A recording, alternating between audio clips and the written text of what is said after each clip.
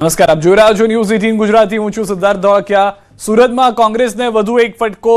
બોની પટેલે ફોર્મ પરત ખેંચી લીધું છે। વોર્ડ નંબર 1 ના કોંગ્રેસના ઉમેદવાર હતા શહેર કોંગ્રેસ પ્રમુખ વિપુલ ઉધનાવાલા અને પોલીસ વચ્ચે ઘર્ષણ થયું। ચૂંટણી અધિકારીની કચેરી ખાતે ઘર્ષણ થયું। ભાજપના કાર્યકર્તા ચૂંટણી અધિકારીની કચેરીમાં હોવાનો આરોપ છે। ઉમેદવારી ફોર્મ ખેંચવાની છેલ્લી ઘડીએ જબરજસ્ત તમાશો થયો। ધક્કામુક્કીના દ્રશ્યો જોવા મળ્યા હતા। બોની પટેલ કે જેઓએ પોતાનું ફોર્મ પરત ખેંચી લીધું હોવાની જાણકારી મળતા તુરંત કોંગ્રેસના કાર્યકર્તાઓ શહેર પ્રમુખ ત્યાં પહોંચ્યા હતા, પરંતુ ત્યારે પણ ચૂંટણી અધિકારીઓ સાથે કેટલાક કર્મચારીઓ અને પોલીસ સાથે ઝપાઝપીના દ્રશ્યો જોવા મળ્યા છે। ફોર્મ પરત ખેંચ્યા બાદ અલગ અલગ દ્રશ્યો જે હતા તેની અંદર ખેંચતાણના દ્રશ્યો, ધક્કામુક્કીના દ્રશ્યો, ફોર્મ ફાડવાના પ્રયાસ થતા હોય તે પ્રમાણેના દ્રશ્યો પણ નજરે પડ્યા હતા। બોની પટેલને ભાજપના કાર્યકર્તાઓ લઈ ગયા હોવાના, પોલીસની સાથે લઈ ગયા હોવાના આક્ષેપ કોંગ્રેસ તરફથી પણ કરવામાં આવ્યા છે।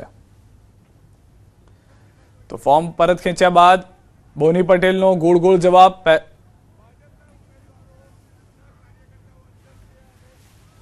સ્થાનિક સ્વરાજની ચૂંટણીમાં ફોર્મ ખેંચવાનો આજે છેલ્લો દિવસ હતો, ત્યારે કોંગ્રેસના 40 કરતાં વધુ મજબૂત ઉમેદવારોને અજ્ઞાત સ્થળે રાખવામાં આવ્યા હતા। તો છતાં પણ એક ઉમેદવારને ભાજપના કાર્યકર્તાઓ લઈ કલેક્ટર ઓફિસ ખાતે પહોંચ્યા હતા અને વોર્ડ નંબર 1ના બોની પટેલ નામના ઉમેદવારનું ફોર્મ પરત ખેંચ્યું છે। ત્યારે કોંગ્રેસના આગેવાનો છે, આપણે સીધા વાત કરી। સંજયભાઈ, શું કહેશો? ફોર્મ પરત ખેંચ્યું છે ઉમેદવારે? હું કલ્પેશ રાણા, વોર્ડ 1 નંબરનો ઉમેદવાર છું।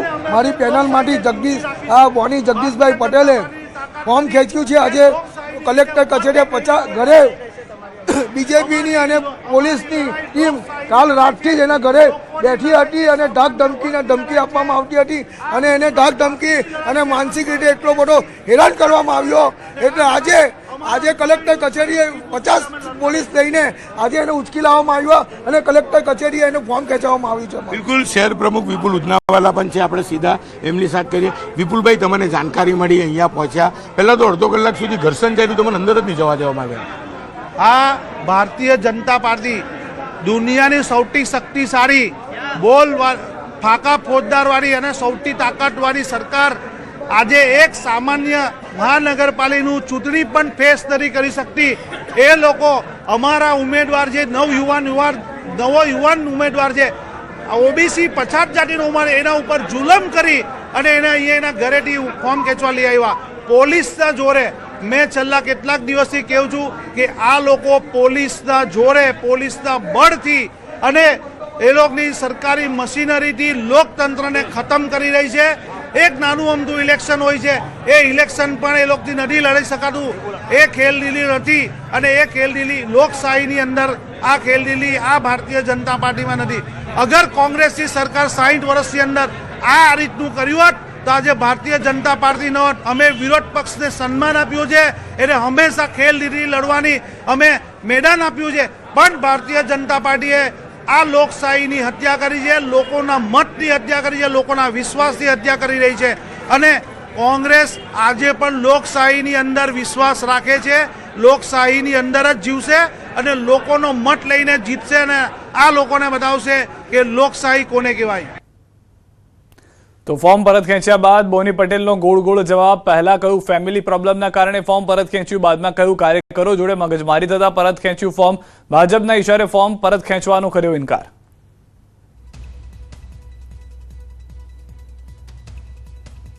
કઈ નહીં, મેં મારી મરજીથી પાછળ, પણ કારણ કઈ નથી, મારા ફેમિલી છેલ્લી ઘડીએ શા માટે એટલે મેં એમ જ કે સ્વયંસેવકો મારા જે કાર્યકર્તાઓ હતા તેની સાથે મગજમારી થઈ। વડોદરામાં ચૂંટણીનો high voltage drama. Ward number 2 માં કોંગ્રેસના ઉમેદવારે ફોર્મ પરત ખેંચ્યું। સમા મામલતદાર કચેરી બની રાજકીય અખાડો। કોંગ્રેસના કાર્યકરો અને પોલીસ આમને સામને। કોંગ્રેસના ભૂમિ પ્રજાપતિ સમા મામલતદાર કચેરીએ પહોંચતા ધીંગાણું સર્જાયું હતું। આખરે કોંગ્રેસ ઉમેદવાર ભૂમિ પ્રજાપતિને ફોર્મ પરત ખેંચવામાં સફળતા મળી હતી।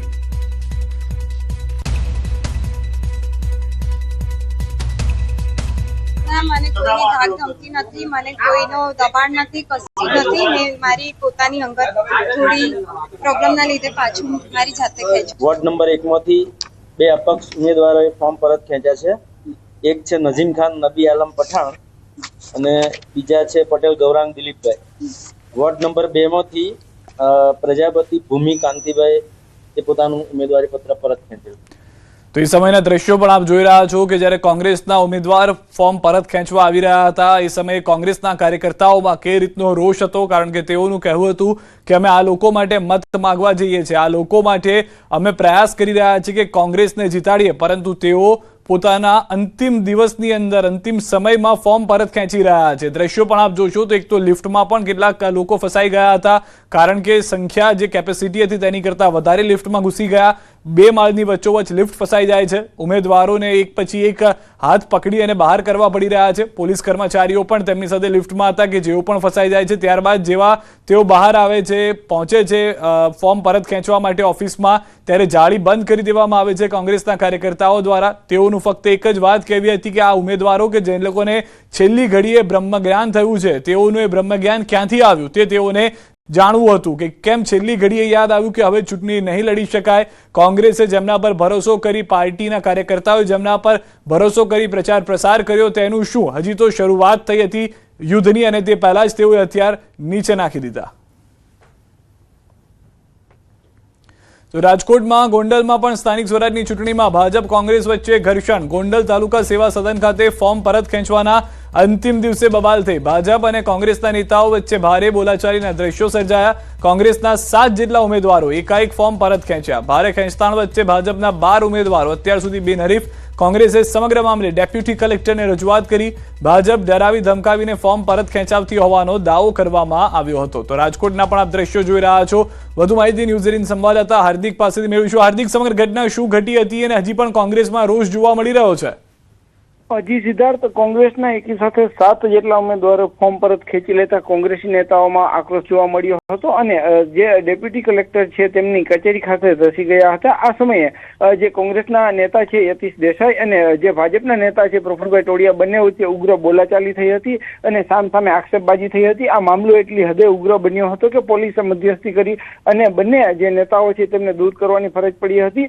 બંને નેતાઓએ એકબીજા પર આક્ષેપ કર્યા હતા। કોંગ્રેસે એવો આક્ષેપ કર્યો હતો કે અમારા જે ઉમેદવારો છે તેમને ડરાવી ધમકાવી અને તેમની પાસે ફોર્મ પરત ખેંચવામાં આવ્યા છે। બીજી તરફ ભાજપના નેતાઓએ એવું કહ્યું હતું કે હાલ જે રીતના ગોંડલમાં વિકાસ થયો છે, વિકાસને જોઈને કોંગ્રેસના ઉમેદવારો ફોર્મ પરત ખેંચ્યા હતા, પરંતુ જે છે ઉગ્ર બોલાચાલીના દ્રશ્યો સામે આવ્યા હતા અને આશરે 30 મિનિટ જેટલી સમય સુધી આ જે બંને નેતાઓ વચ્ચે ઉગ્ર બોલાચાલી થઈ હતી। બંને પક્ષના કાર્યકરો પણ સામે આવી ગયા હતા, જોકે પોલીસે મધ્યસ્થી કરતા મામલો થાળે પડ્યો હતો। આભાર સમગ્ર માહિતી બદલ। તો હાલમાં જે રીતની જાણકારી મળી રહી છે કે મામલો થાળે પડ્યો છે, પરંતુ ઉગ્ર બોલાચાલીના દ્રશ્યો જે છે તે પણ સર્જાયા હતા। તો સુરત મહાનગરપાલિકા ચૂંટણીનો માહોલ જામ્યો છે, ત્યારે વોર્ડ 18 ભાજપના ઉમેદવાર દિનેશ પુરોહિતની કારને લઈને ચર્ચા। દિનેશ પુરોહિતની કાર ફાર્મ હાઉસ નજીક નજરે પડી હતી। ફાર્મ હાઉસમાં આપના ઉમેદવારોને રાખવામાં આવ્યા હતા, જેને લઈને રાજકીય રંગ સમગ્ર ઘટનાએ પકડ્યો હતો। સમગ્ર મામલે દિનેશ પુરોહિતના આપ સાથે સંપર્કમાં હોવાની વાતો ચર્ચામાં। વિવાદ વકરતા દિનેશ પુરોહિતે કરી સમગ્ર મામલે સ્પષ્ટતા। હું કોઈ આપના પાર્ટી પ્લોટ પર મુલાકાત કરવા ગયો નથી। ડ્રાઈવર કાર લઈને ગયો હશે, ફાર્મ હાઉસ પાસે કાર ટર્ન મારવા ગઈ હશે। હું પૂછીશ શા માટે ત્યાં ગયો હતો। હું કોઈ ફાર્મ હાઉસમાં ગયો નથી, હું કોઈ ફાર્મ હાઉસની અંદર ગયો નથી। મારે ત્યાં કોઈ આમ આદમી પાર્ટીની મીટિંગ છે, એમનું રહેવાસ છે, એમનું ઘર છે, મને ખબર નથી। તો ગાડી એમને પહોંચી ગઈ હતા? એટલે ગાડી ત્યાં વળવા માટે પણ ગઈ હોય, એ મેઇન રોડ થી પણ જતી હોય, એક્ઝેક્ટ સામેથી જ વળાવી। બીજો કોઈ મેઇન રોડ ઉપરથી જાય કે નહીં? બીજો કોઈ રસ્તો ત્યારે મને ખબર નથી। મારો ડ્રાઈવર ગાડી ચલાવે છે, કોઈ કામથી કશે ગયો પણ, એટલે ડ્રાઈવર ભૂલથી ત્યાં પહોંચી ગયો ફાર્મ હાઉસ। મુખ્ય રસ્તાથી 1.5 કિલોમીટર ફાર્મ અંદર છે, પણ મને ખ્યાલ નથી ફાર્મ હાઉસ ક્યાં છે। તમે મને પૂછી રહ્યા છો એટલે હું કહું છું। ડ્રાઈવરને ખબર હતી? એ શું ખબર મને? એ મને ખ્યાલ નથી। મને ફાર્મ હાઉસ વાત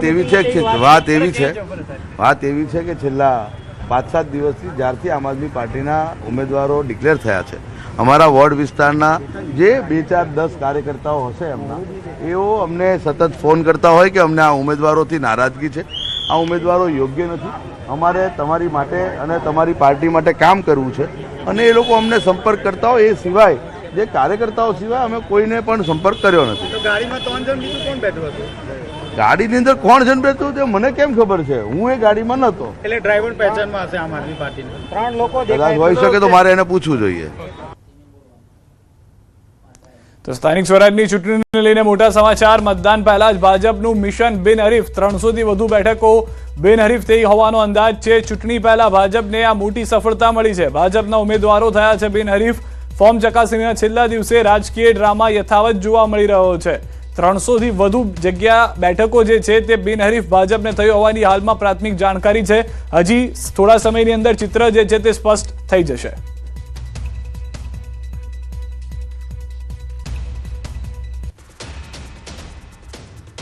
વડોદરાના ગોત્રી વિસ્તારમાં હાઈરાઇઝ બિલ્ડિંગમાં લાગી છે આગ. વધુ એક મહત્વના સમાચાર. જાહેર રસ્તાની ઉપર આવેલી બિલ્ડિંગમાં આગ લાગતા અફરાતફરી સર્જાઈ છે. હાઈરાઇઝ બિલ્ડિંગમાં લાગેલા આગનું કારણ અકબંધ છે. આગના પગલે ફાયર વિભાગની ગાડીઓ પહોંચી છે ઘટના સ્થળે. પાણીનો મારો ચલાવ્યા બાદ હજી પણ આગ નથી આવી કાબુમાં.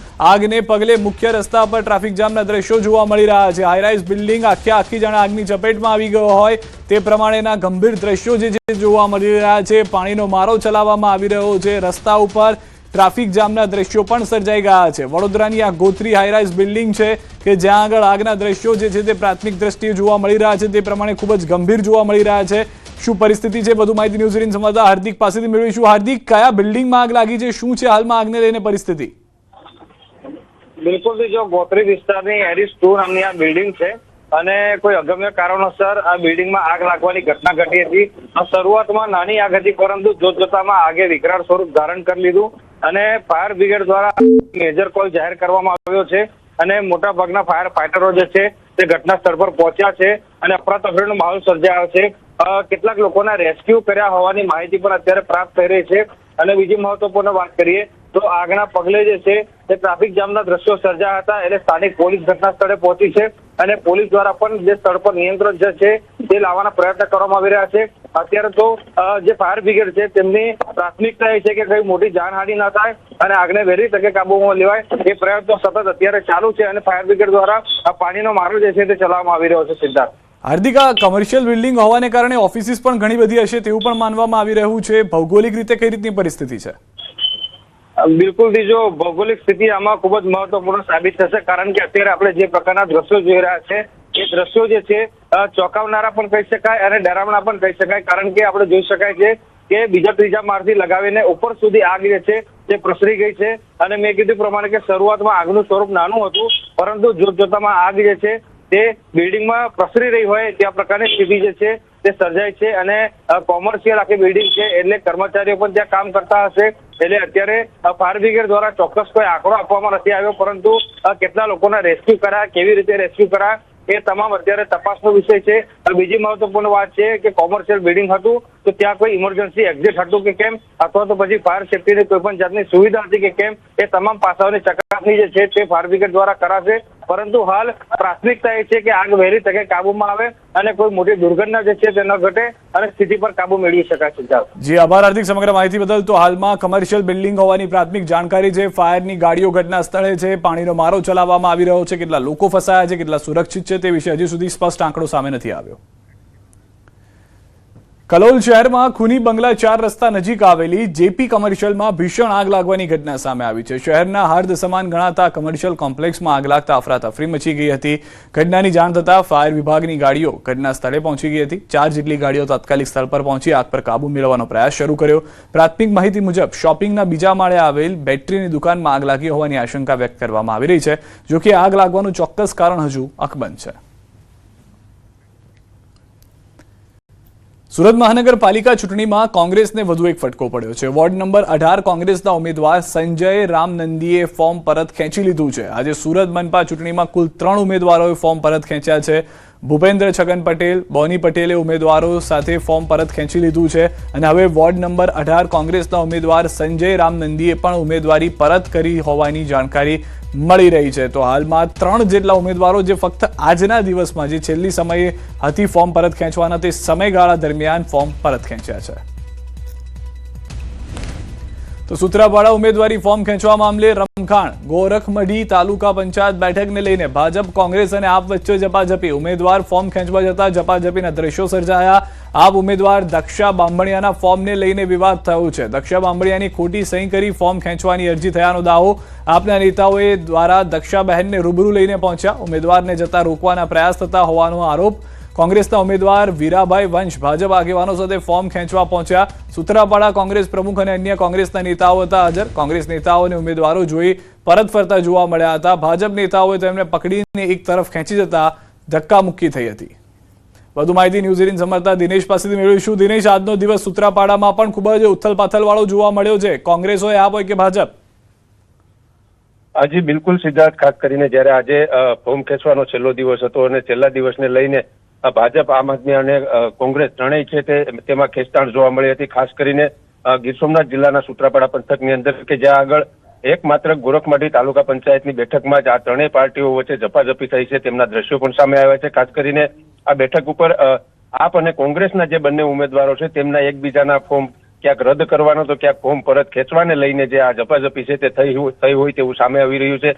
અને બીજી તરફ આ સમગ્ર વિડીયોની અંદર ભાજપના જે તાલાળા બેઠકના જે વિધાનસભાના ધારાસભ્ય છે તેમના ભત્રીજા અને પૂર્વ ભાજપ પ્રમુખ છે તેઓ પણ આ વિડીયોની અંદર ક્યાંક ને ક્યાંક દેખાઈ રહ્યા છે. એટલે એક પ્રકારે કહી શકાય કે આજનો આ જે દિવસ હતો, છેલ્લો દિવસ કે જ્યારે ઉમેદવારોને ફોર્મ ખેંચવાની પ્રક્રિયા હાથ ધરવાની હતી, તે દિવસે જ ઝપાઝપીના દ્રશ્યો છે તે સામે આવી રહ્યા છે. જી આભાર સમગ્ર માહિતી બદલ દિનેશ. તો હાલમાં ઝપાઝપીના દ્રશ્યો જે છે સર્જાયેલા છે. ફોર્મ પરત ખેંચવાના છેલ્લા સમયે આ દ્રશ્યો જોવા મળ્યા. મહીસાગર વીરપુરની કોયલા અને ખેરોલી તાલુકા પંચાયત સીટ બિનહરીફ થઈ છે. કોંગ્રેસના ઉમેદવાર દ્વારા ફોર્મ પાછું ખેંચાતા ભાજપ બિનહરીફ થઈ ગઈ છે. ખેરોલી તાલુકા પંચાયત સીટ પર ભાજપના જેમિની પટેલિયા જીત્યા છે. કોયલા તાલુકા પંચાયત સીટના ભાજપના શના ખાંટ બિનહરીફ થઈ ગયા છે.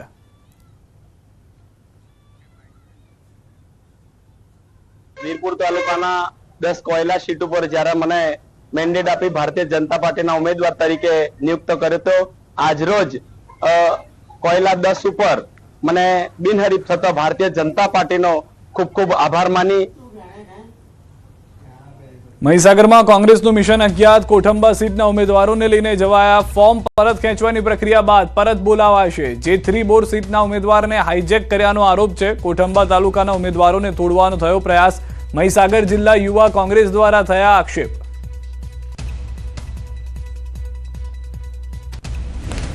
તો ઊંઝામાં નગરપાલિકાની ચૂંટણીમાં કેસરીઓ લહેરાયો. ઊંઝા નગરપાલિકામાં મતદાન પહેલા જ ભાજપનો વિજય. ઊંઝા નગરપાલિકામાં ફરી એકવાર કમળ ખીલી ગયું છે. ઊંઝા પાલિકાની 36માંથી 20 કરતા વધુ બેઠકો બિનહરીફ થઈ ગઈ છે.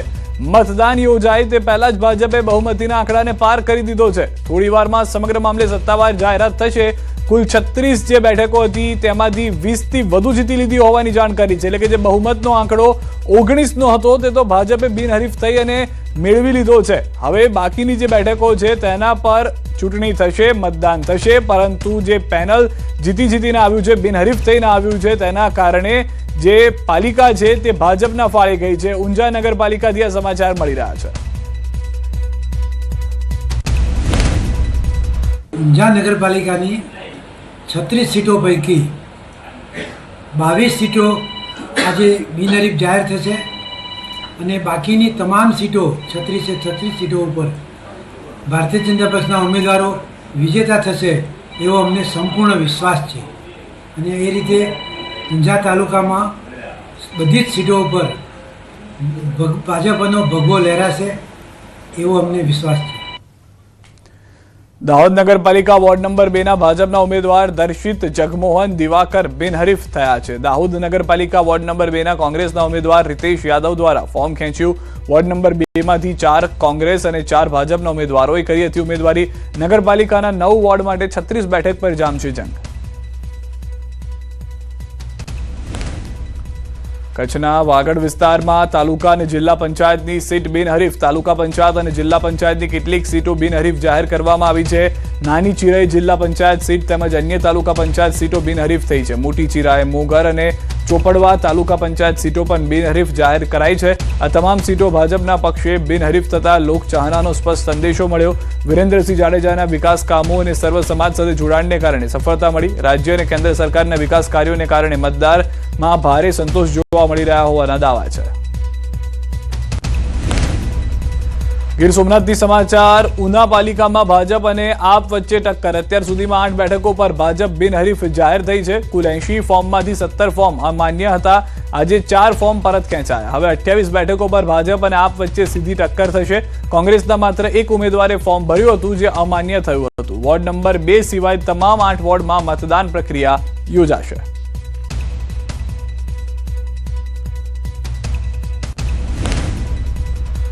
દ્વારકા જામખંભાળિયા નગરપાલિકાની ચૂંટણીમાં ભાજપનો દબદબો જોવા મળ્યો છે. વોર્ડ નંબર 6 માં ભાજપના 4 ઉમેદવારો બિનહરીફ ચૂંટાયા છે. ખંભાળિયામાં આખી પેનલ બિનહરીફ થવાનો આ પ્રથમ કિસ્સો છે. કોંગ્રેસના 2 અને આમ આદમી પાર્ટીના 3 ઉમેદવારોએ ફોર્મ પરત ખેંચ્યા. વોર્ડ નંબર 6 ના 4 ઉમેદવારો બિનહરીફ થયેલ છે. તે બદલ તેમને ખૂબ ખૂબ અભિનંદન. ખંભાળિયા શહેરના ઇતિહાસમાં પ્રથમ વખત કોઈ પણ પેનલ આખી બિનહરીફ થઈ હોય એવું પ્રથમ વખત બનેલ છે. જૂનાગઢથી સમાચાર. કેશોદ તાલુકા પંચાયત આપ ઉમેદવારે ફોર્મ પરત ખેંચ્યું. તક્ષાબેન ગોવિંદભાઈ કેશવાલાએ ફોર્મ પરત ખેંચ્યું. તાલુકા પંચાયતની સુંદરડા બેઠક ઉપરથી ભર્યું હતું ફોર્મ.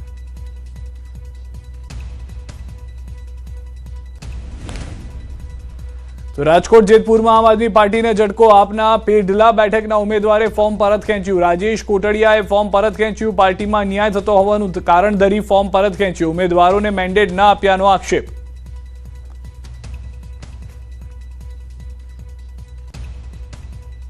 રાજકોટમાં વોર્ડ નંબર 15 માંથી આપના ઉમેદવાર લાખાભાઈ મોરવડિયાએ પણ ઉમેદવારી પરત ખેંચી. તો યોગ્ય ટીમ ન મળી હોવાથી રાજીનામું આપ્યા હોવાની તેઓએ વાત કરી. આપના ભંગાણમાં કોંગ્રેસમાંથી રાજીનામું આપના પ્રવીણ સુરાણીનો હાથ હોવાની ચર્ચાએ જોર પકડ્યો.